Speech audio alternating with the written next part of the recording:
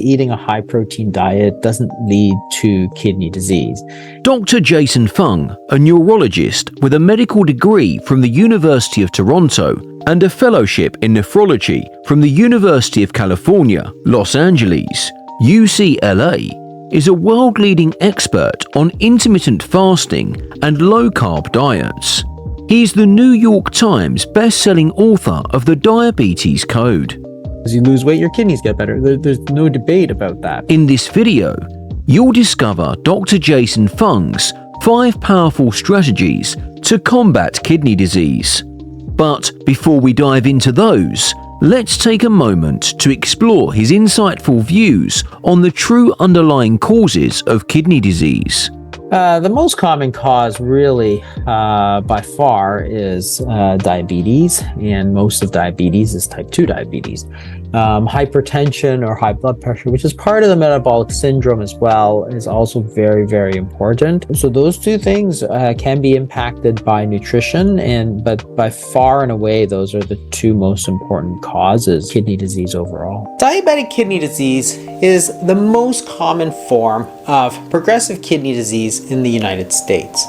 And most of diabetes is type 2 diabetes, which is the one that typically happens in adults. Dr. Jason Fung also debunked the widespread misconception about protein being inherently harmful to kidney health.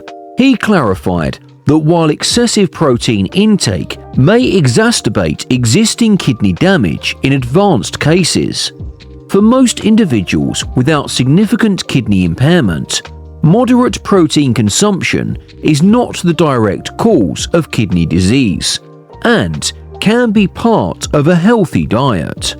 You have normal kidneys, eating a high-protein diet doesn't lead to kidney disease. You're putting too much strain on the kidneys if you eat a lot of protein, and therefore it could be bad for you.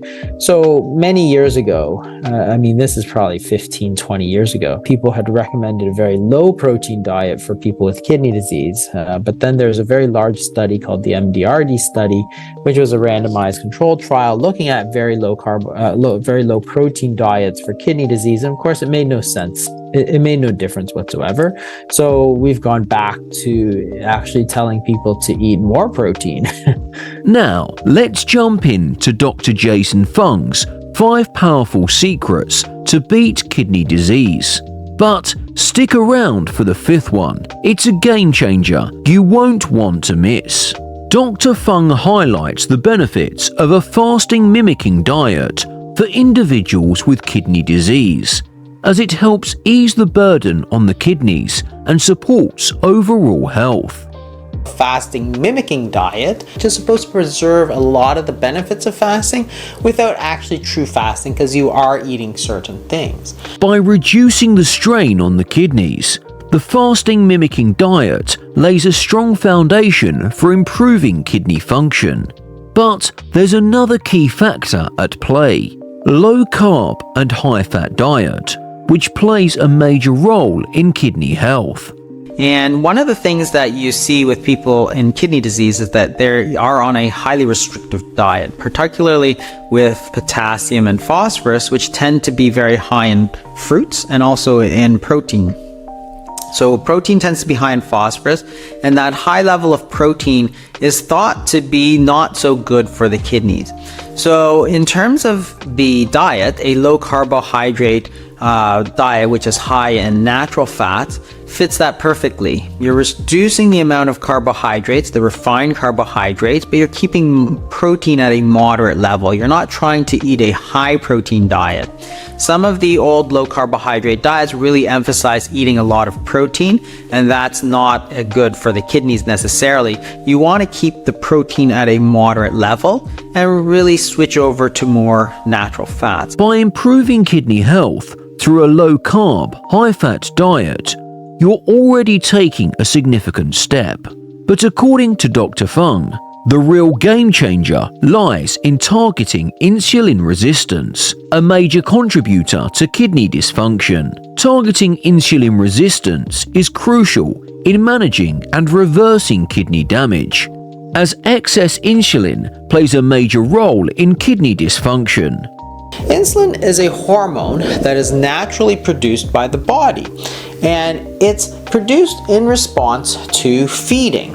When we eat things, there are nutrients coming in our body, things like glucose and also things like protein can stimulate insulin. When we talk about insulin resistance, what we see is that there is a large amount of glucose outside in the bloodstream, more than usual. If the insulin levels are high, then you would expect that the glucose would go into the cell. By improving insulin sensitivity through strategies like fasting and a low-carb diet, kidney function can be preserved, and the disease progression can be slowed or even reversed.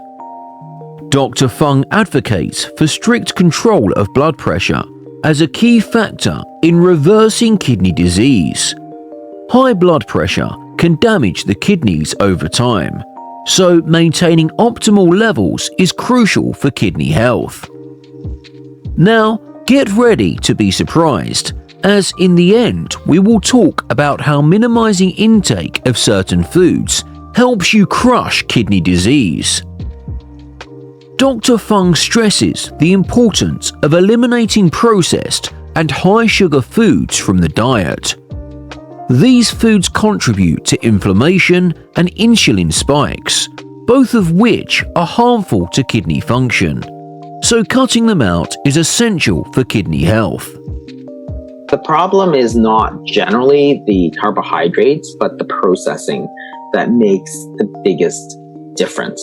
So if you look at the glycemic index, which is, which looks at carbohydrate-containing foods, sees how much insulin tends to go up and glucose tends to go up. They tend to go up together. Of certain foods, what you see is that unprocessed carbohydrates tend to cause a lot lower spike in insulin than processed foods. So you take cereals like Cheerios and stuff, they're really, really high.